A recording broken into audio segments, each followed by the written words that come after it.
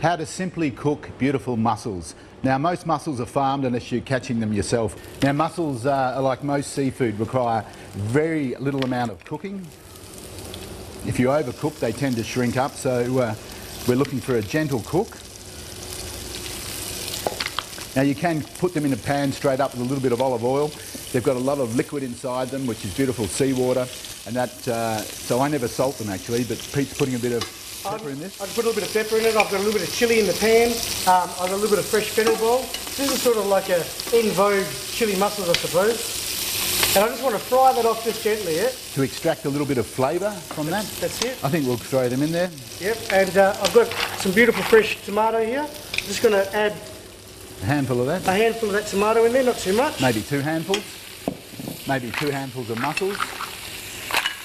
Now, even though we're cooking from a bottom heat, we're going to put a lid on this, and that's going to steam the mussels. What we're looking for is them to gently open like this, quick stir around. And I mean, what I do now is I give the mussels a quick stir, and then you leave them alone.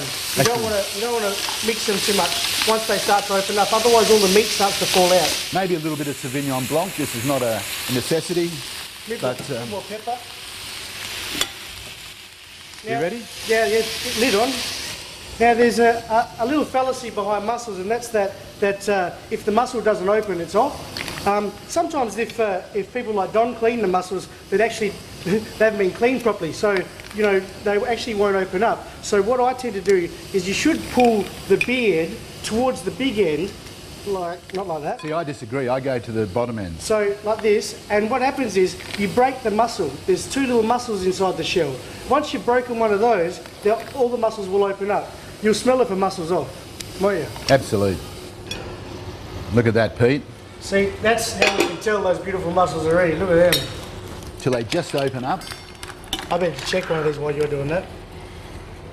Now I'm going to put a little bit of fresh parsley in. Sensational. Straight from the garden. Now, A little bit of lemon. the secret with this little chili mussel number is that you want it to taste like the ocean. I think we're ready, yeah? Absolutely. Let's tip it out. Straight into your big bowl. Now this is perfect served with some crusty bread. And straight out onto the patio table, getting ready for lunch. A bit more parsley on top there, and some good olive oil. So that's mussels simply steamed or sort of grilled or poached. How would you call that, Pete? Steamed, I think, mate. Steamed.